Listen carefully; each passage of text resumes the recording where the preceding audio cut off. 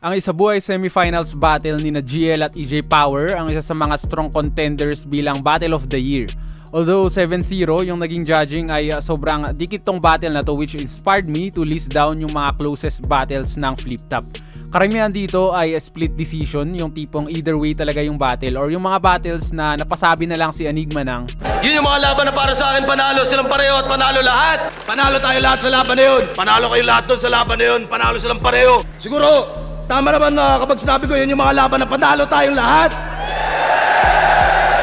Pag may ganito before i-announce ang resulta, alam mo nang hindi basta-basta yung battle. Kumbaga, yun na yung highest possible praise na nasasabi lagi ni Sir Enigma pag dikdikan talaga yung battle.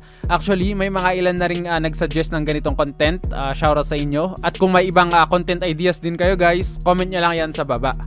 Ayun, nung naglilista ako ay umabot ng 30 battles yung na-consider ko dito. Kaya instead of only sorting it out sa 10 battles lang, ay naisip kong gawing installment na lang yung content na to. Kaya expect nyo na may susunod na parts pa to. Tsaka in random order na rin yung pag-present ko dito. Hindi ko na rin pinagsama yung mga obvious na, no? Kumbaga, binalanse ko yung pagpili basing sa era para magkaroon ng variety yung video. May mga classics dito, syempre, mga recent and also mga battles from small room setup.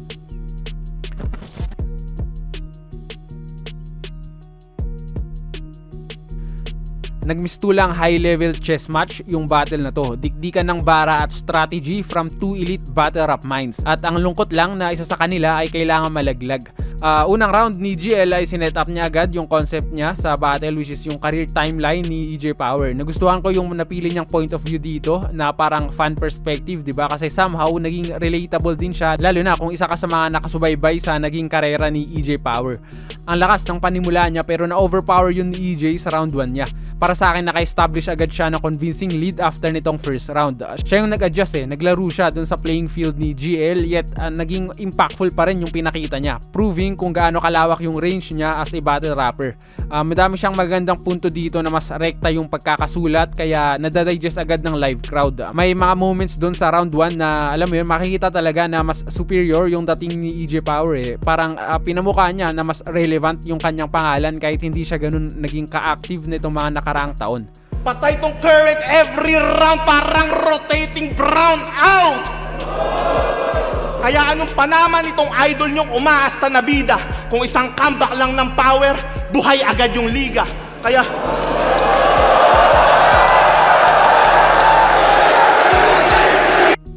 round 1 para sa akin, clearly nakuha ni EJ Power yon. Pero ito na nga yung siguro most impressive part dito sa battle na to, yung response ni GL dito sa round 2. Just perfectly placed the round, no? Kasi ang hirap ng sundan nung ganung energy na naibigay ni EJ Power, diba? Pero dito sakto na yung pinakamalakas na round ni GL yung pinang-counter niya doon.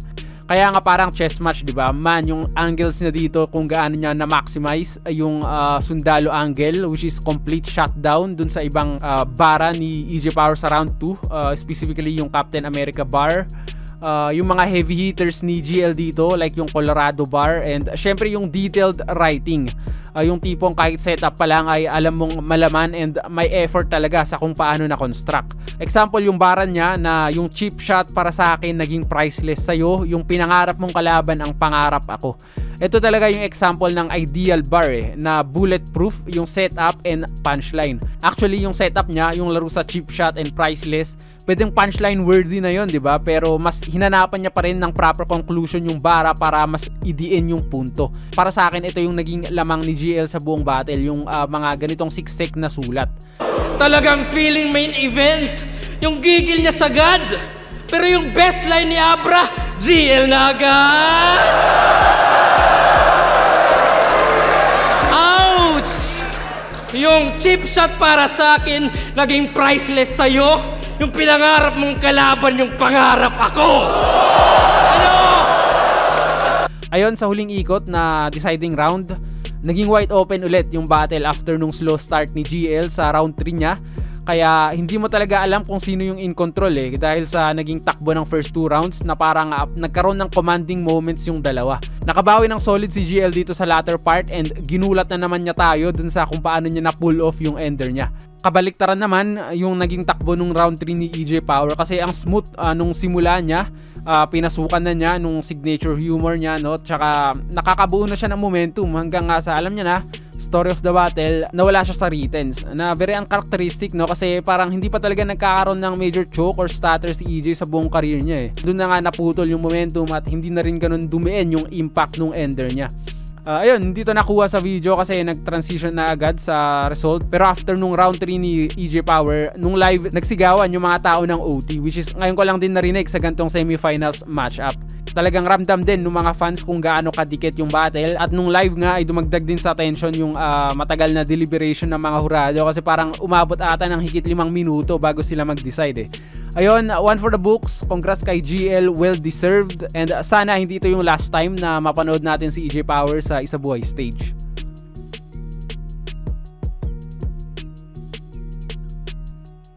Tapos madalas ka pang makalimot ng linya kasi sobrang hina ng ulo mo. Ikaw ay presong nakabartolina, nangangapalang ng barato, sarili mong sulat, hindi mo alam. Kaya aking napagtanto na bilang isang Pinoy, henyo ka nga. Kasi di mo naman alam kung anong mga salita yung nasa ulo mo.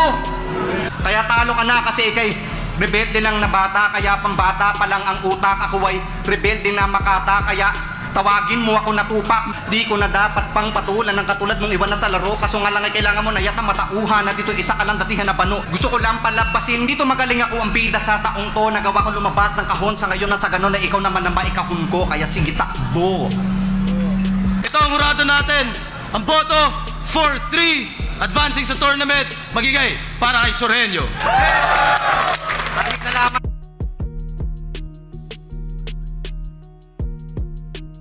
Kaya iipitin ng kutsilyo, dalawa at doble. Iisipin na gunting to ramdam sa may korte. Siya ng masakote, sayad na may konte. Pipihitin ang tornilyo niya na panggarote. Ito'y trabaho na tiyak. Patalim na dito pe, sa debolo ditak. Kaya ang lanseta na sumayad, matagal nyo lang iyak. Pag ako sumayad sa lanseta, tong lanseta nyo biyak. Kaya bugbog, basbas, napasadsad, napakudkod, tas-tas, kadakadkad, pagkasubsob, kaskas, kakasayad ng mapudpod, gas-gas, pakaladkad! Sinungaling ka rin, yun ay katangian mong litaw. Panugalit daw sa baduy, pero nung ahon sumingaw, may props na costume, pabibo, bumitaw, o yung ayaw mong maging, ganap naging ikaw!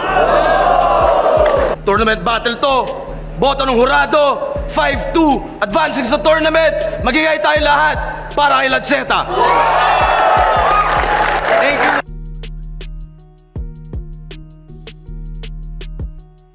Ikaw lang ang rapper na aminado na walang sariling estilo, bro. Niyabang mo sa liga yan, tanginang weakness mo.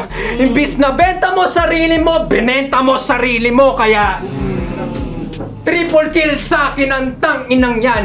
Pagkilatis na kilalang walang pagkakakilanlan. Gets mo? Triple kill, tangina bilang yan. Pagkilatis na kilalang walang pagkakakilanlan. Kaya So, sasabihan mo ako, Jim, gaya-gaya, yung eksena, binababoy. Ikaw, pagkalaban, di mo kaya, sariling pyesa, kinakahoy, arkitekto daw ngunit, umuulit, aba magulang.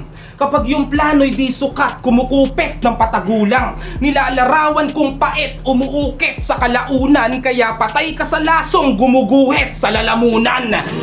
APOC vs Poison 13. Magiging sa pambes para sa kanilang pareho. Solid yung laban na yun. Ang boto ng hurado, 3-2. Magigay para kay Poison 13. Shoutouts pa rin APOC. Yeah. Salamat, Lord. Solid performance sa kanilang pareho. Solid.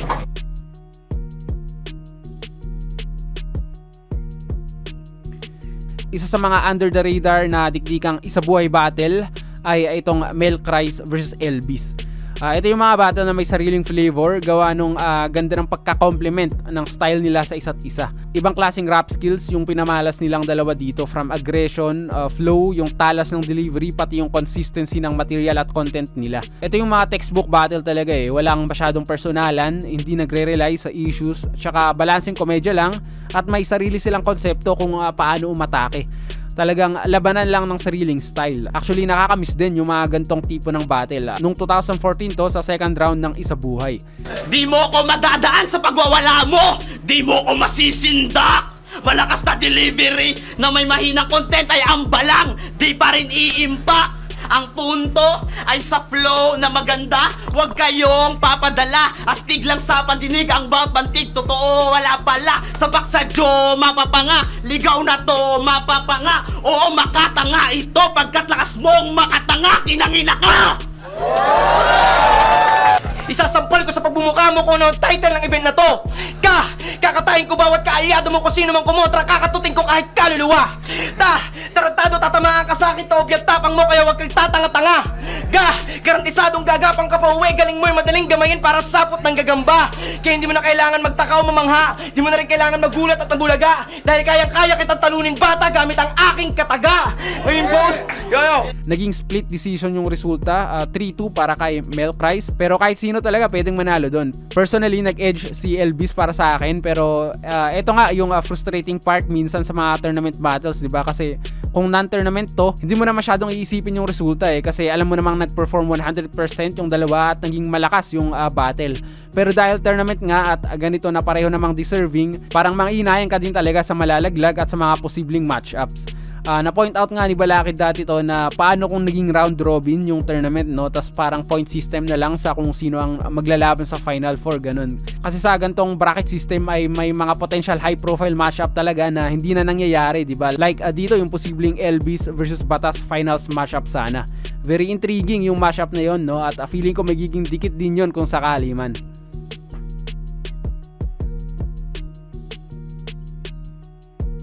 Alam kong madami kayong gusto akong makitang talunan, kaso panis pa rin kayo sa napakadaming dahilan. Di mo ko maiisahan, alam kong hindi ka mangangaso. Naaamoy ko patibong pag sumayad na sa damo. This is my jungle, tang ina mo!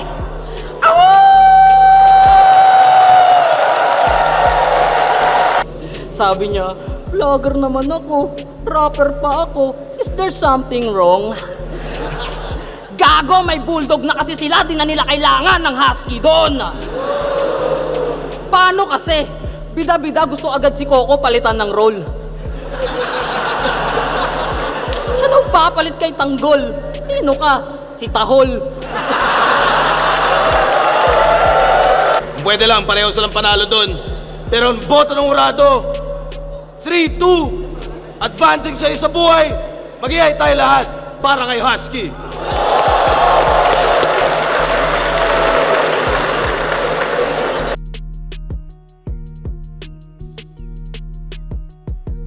Walang tatama ang sibilyan, puro rekta at mismo. Pundasyon mo ay guguho sa konstruktibong kritisismo. Kaya basag itong gurang paghumadlang sa Makatang Maralita, pugita sa Pasipiko sa sobrang lalim ng tinta. Kung sa bagay, kung sa kasabihan at kasalawi kaing ka lang naniniwala, paano mo babaguhin ang guhit ng iyong palad? Pag sinampal kita ng kaliwat kanan, ganoon ako magre-recycle ng guhit ng palad. Sampal na sobrang lakas winig ng mga monghe sa Himalayas. Aking bara hits the high notes, parang tinamaan G-spot ni Mariah, putang ina ka.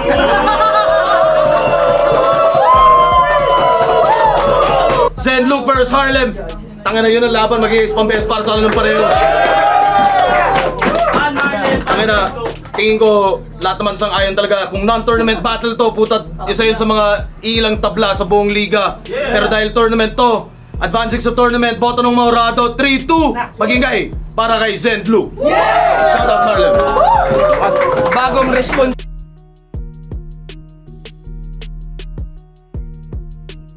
Sa history ng Flip Top, hindi na bago yung semifinals match-up na pang finals yung dating.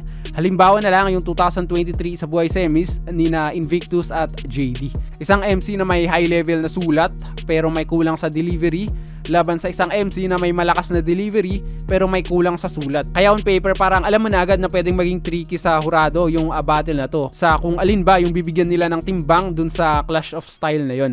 Pero mas naging mahirap pa tong husgahan kasi nga nung battle na mismo parang na-overcome yung supposedly weakness nila Si Invictus for the most part naging okay yung delivery niya at may adjustments na rin siya sa pacing at pattern ng delivery. Kaya hindi na siya ganun kamonotonous sa laban na to. At si JD naman, ito yung isa sa pinakamalakas na material niya sa sulat. As in, sinubukan niya talagang i-counter yung style of writing ni Invictus. Kumbaga mas nag-rely siya sa mga 1-2 punch or yung quantity punchline para at least mapantayan yung quality writing ni Invictus.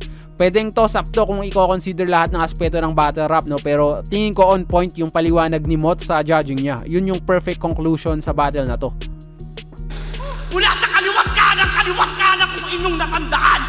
Kaliwat kanan, aking yan nalampasan. Papatornament o kasaysayan ay mas lalong palaban. Dahil sa marcha ng kamatayan ay walang gapo na nakaharang sa daan. Kaya kada battle siya'y matibay, magpaulat na babatak. Ganyan mga adik na maingay, tsak sa tus mapapahamak. Pagkakalat, batak ulit sa palit ulo ka nawili. Binabandera niya puti pagkat sinuko ang sarili.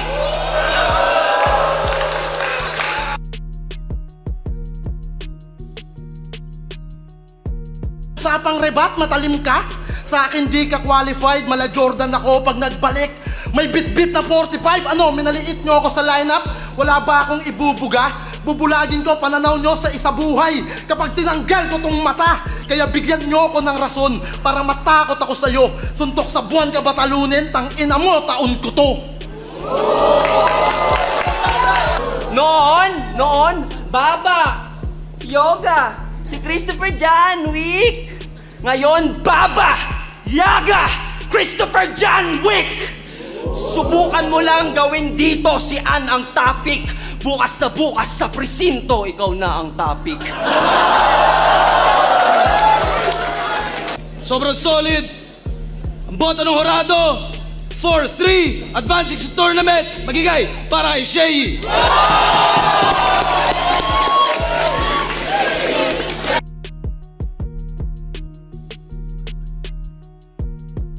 Apo ni Tandang Sorang may itak bigat ni Yokozuna. At kung usapang angas lang, hindi mo ko masisindak, anak na putya.